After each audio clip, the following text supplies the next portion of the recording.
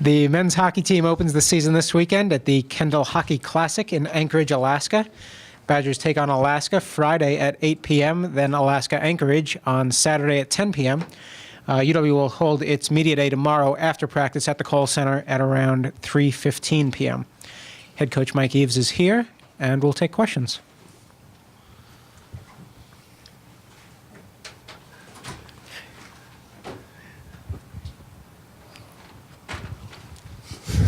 Mike, you've mentioned a couple times about the youth of this team. Can you just talk about what it's been like so far trying to incorporate so many young kids in terms of just getting them up to speed and what they need to know once you really hit the ice when the games start? I feel a little bit like a farmer planting his fields, getting the seed in the ground. We have a checklist of things that we're trying to get through and just introduce it to the kids, get some reps in practice, film it, give them feedback on what we just covered, and then move on to the next thing. So it's a little bit, it's funny, this past summer, we have neighbors at our cabin that are farmers, a young man and his family farms, and they're up till 3 a.m. trying to get the seed in the ground because of insurance reasons. They got to get the seed in the ground so they can grow their crops. And I feel a little bit like that, and we do as a staff. Every day we're giving the kids another thing to think about and giving them feedback. And with 11 freshmen, and we have to keep assuring them that this is going to slow down for you. The pace right now is unbelievable with the schoolwork and the systems that we're trying to implement. But they're doing a good job. You still see them having fun, and there's some indications that they're starting to catch on based on what we're seeing on practice video. Brian. Mike, what are the benefits of going to Alaska? Coaches always talk about getting on the road with the group, and you have a chance to get to know each other a little better by being on the road. You're hanging out in airports, airplanes, hotels. You go into somebody else's backyard and you're battling them. And it brings you closer together, so you're behind enemy lines. So those are all good things. The fact that we're going to be together from Wednesday till Sunday, just us, we'll get to know each other a little better.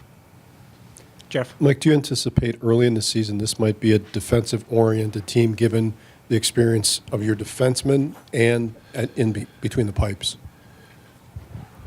Whenever you look at a hockey team, whether it's experienced or young, you always take a look at your goaltending. That's where it begins and ends in ice hockey. And we have two senior guys that are very experienced and are excellent in their position. So we feel that having those veteran goaltenders will buy time for our young kids, both on the blue line and up front, to get their feet underneath them and learn in a positive light. It's always easy to learn when you haven't given up a goal, as opposed to giving up a goal. Geez, now we got to go look at this. So they'll buy us some time, and that's a good thing for this young group. We need that from our goaltenders, and if they can provide that, that'll accelerate the learning process. Andy. Mike, you've had such an extreme here the last 2 years. 9 seniors a year ago, and the other 2 underclassmen who left, and now 11 freshmen, 2 redshirt freshmen. Do you, as a teacher at heart, do you relish one or the other? Here you have these wide-eyed guys all trying to figure things out versus a bunch of veterans. Is there one that you prefer, and if so, why?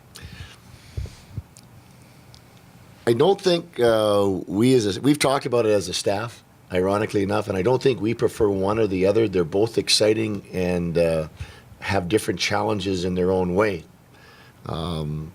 Last year, the group of guys being so much of an older team, our challenge as a coaching staff was to how much of the reins can we give them in terms of leadership and the ability to play the right way. That was our challenge.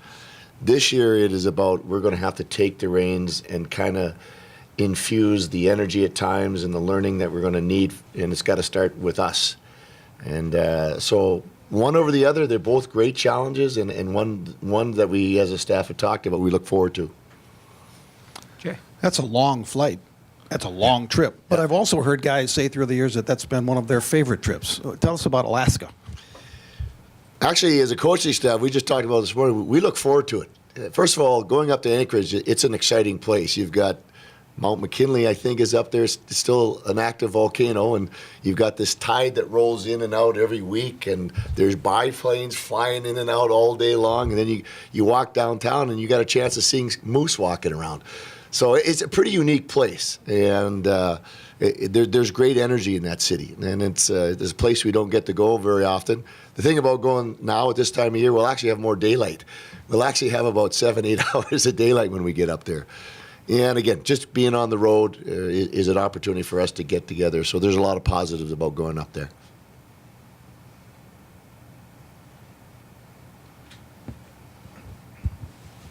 Do you see a little pizzazz, a little scoring punch from some of the freshmen? I know you haven't been on the ice a lot, but do you see some there, potential? There are some things there. There's some pieces to work with there, Ryan. I think it's just our focus right now has been mostly with our play away from the puck so that we can get it back and have it more. But in those moments of creativity, you see some kids that have things you don't teach. And, we're going to need that because we have a lot of goal scoring to replace. So there are some pieces to work with, and that's exciting.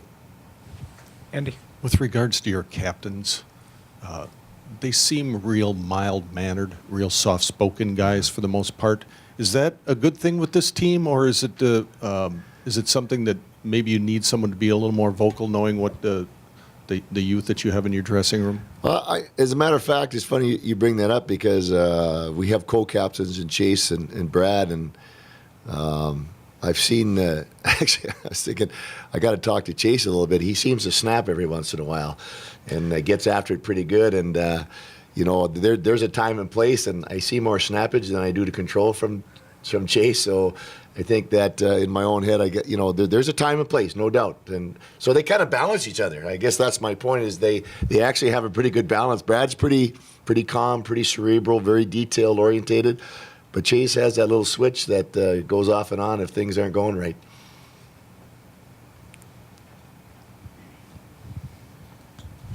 You had a couple freshman forwards that saw a lot of ice time last year. How big a jump do you expect from them freshman year to sophomore year? When you talk about experience, usually you think of juniors and seniors, but these are guys who have played for you already. We make the analogy that these young freshmen might have been dwarfed by the presence of a big upper class. Well, those trees have been cut down. The sunlight's on them now. It's time to grow, and they're ready for it. They want that responsibility, and I think we're going to see good things from those young people. Brian? Mike, your defensive core, when you think of Chase and Eddie Whitko and Kevin Schulz, but, again, about the pieces and the potential that you have with those freshmen coming in, the Dohertys and the Fords and what have you. You like their makeup and what they can provide? Yes, they've done some good things in practice, and you see the exciting thing is that, we talk about eventually we want to be playing playoff championship hockey. That's a long-term mission of ours. And there are moments right now that we're seeing growth. The seed's in the ground in some areas, and Wally's been working with those young guys. And when you watch on video, you see where they're growing, and that's what we need to see right now as coaches with a young team.